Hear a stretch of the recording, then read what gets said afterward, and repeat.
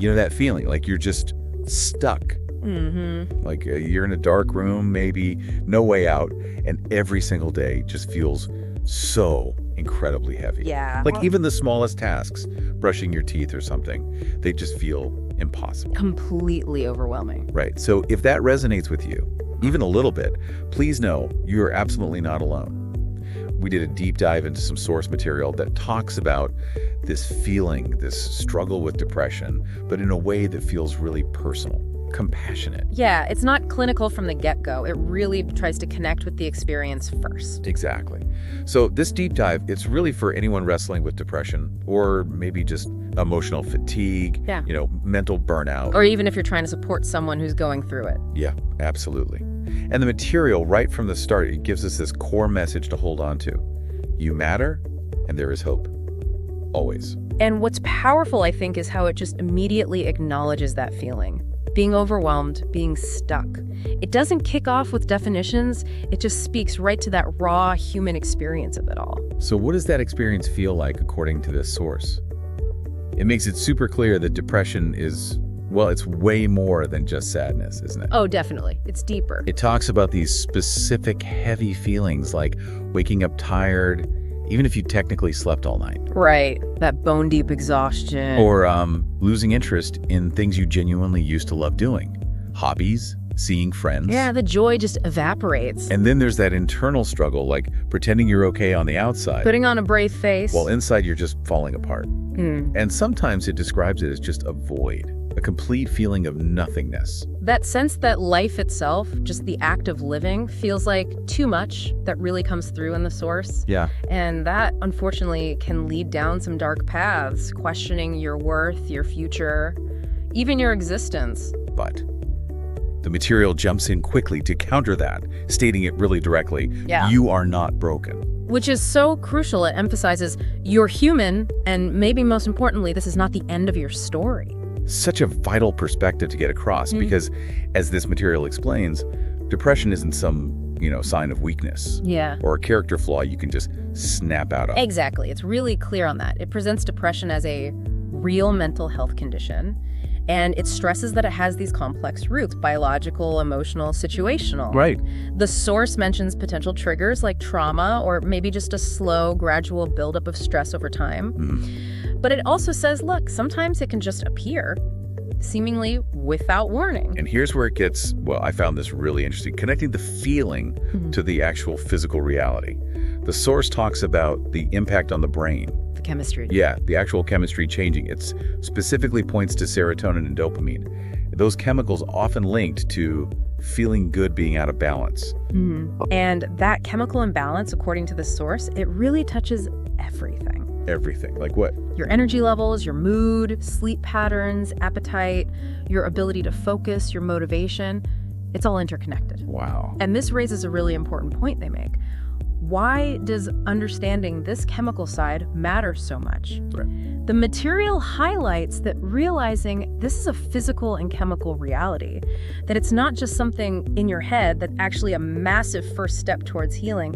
It validates the struggle. It makes it real, not just a failing. Precise. The source also includes this really moving personal account. Right. It just grounds all these ideas in someone's actual lived experience. Yeah, the stories are powerful. It describes feeling completely lost.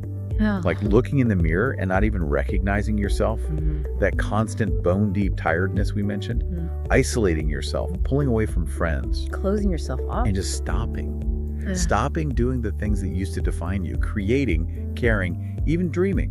And that feeling of utter hopelessness comes through so starkly in that account. The thought, I'd never feel better again, just stuck there forever. But the power in that story, and what the source emphasizes, is that it doesn't end there. Right, there's a path forward. It details the journey back. A path that involved, and this is key, time, support, therapy, small habits, and a lot of patience. A lot of patience. It's not quick. Definitely not. A key takeaway right from that story is that the healing wasn't instant. It was not overnight. It happened day by day. Slow steps. So for anyone listening who feels lost in that kind of darkness, the source really echoes that hopeful message from the personal story. If I could come out of that darkness, you can too. That's a core hope, isn't it? Yeah. And that leads us actually quite nicely into the more actionable part of the material. Like, okay, what are some concrete steps you can actually take, starting right now? Yes, and the source presents these not as some magic cure-all, obviously, but as practical actions, things to help you start moving forward, even just a tiny bit. Okay, so first up, it suggests the simple, but maybe not easy step. Talk to someone. Just opening up. Yeah. It says who, maybe a friend, a family member you trust, a therapist, even a helpline. And the why behind it is powerful. Speaking your pain, saying it out loud, it breaks the silence depression feeds on. That silence can be suffocating, so breaking it is huge. And building on that, the material strongly encourages seeking professional help. Right, not just friends and family. No, it lists options like CBT, cognitive behavioral therapy, which is a specific kind of talk therapy, or just general talk therapy, and sometimes medication as potential paths.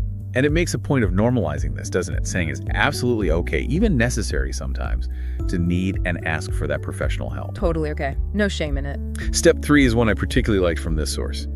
Create a tiny routine. Ah, the small steps idea again. Exactly. This isn't about like suddenly deciding to run a marathon or reorganize your whole life tomorrow. No, that's overwhelming. Totally.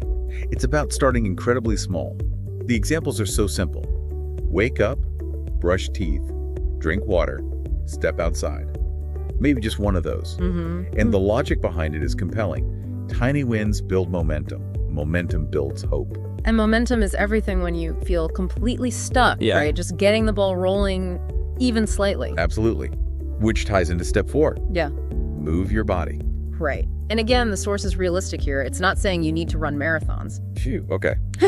Yeah, it's more like just move, stretch, walk, breathe, whatever feels manageable. Okay. And the benefit it highlights is that physical activity releases endorphins. Those are basically natural mood boosters. Gotcha.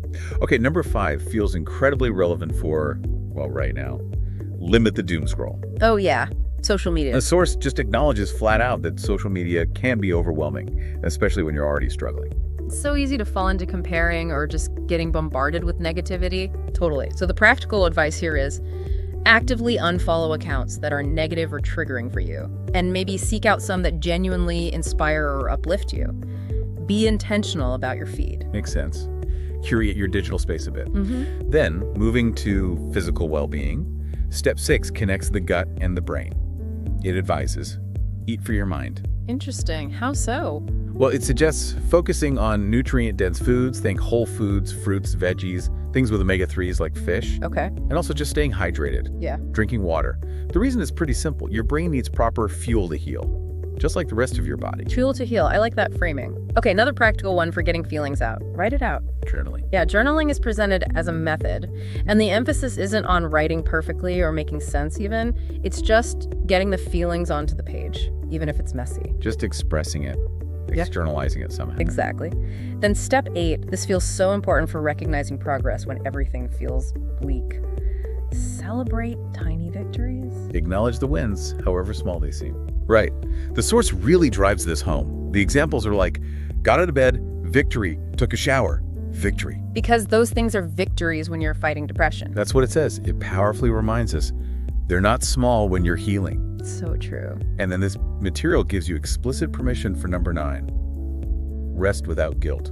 Oh, that's a big one for a lot of people, the guilt around resting. Totally. It reframes rest. It's not laziness, it's essential recovery.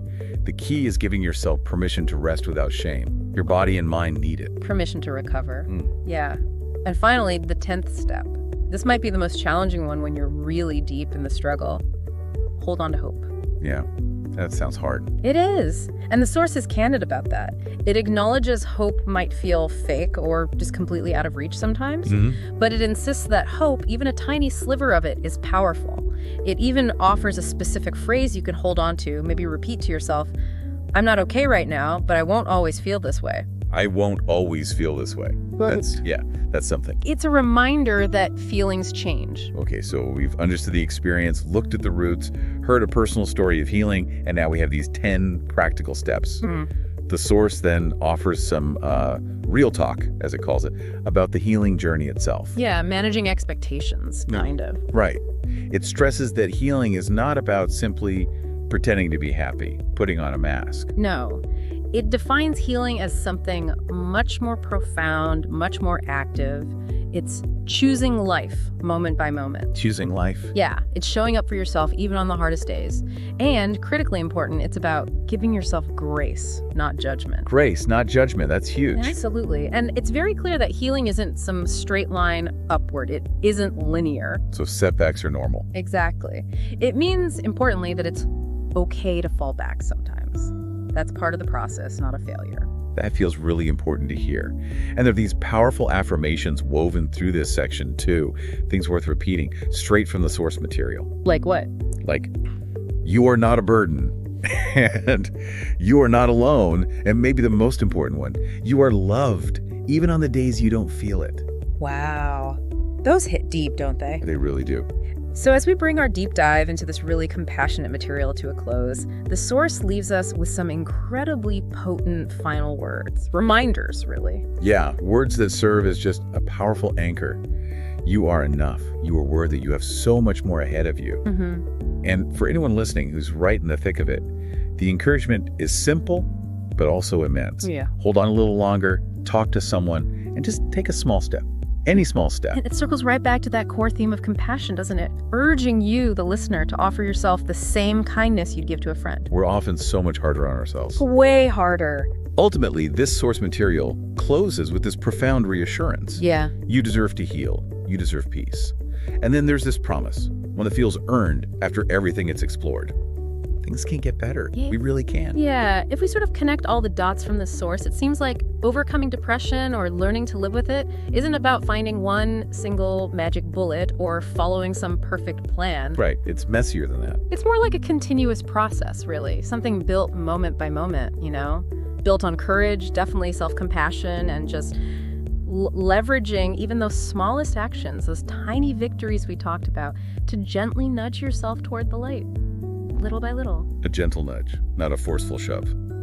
So as you reflect on this, maybe consider this thought drawn right from the heart of this material. In what tiny way can you choose life, just moment by moment today? What's maybe one small step you can take, not towards being suddenly fixed, but simply towards offering yourself just a little bit of the grace and kindness you absolutely deserve?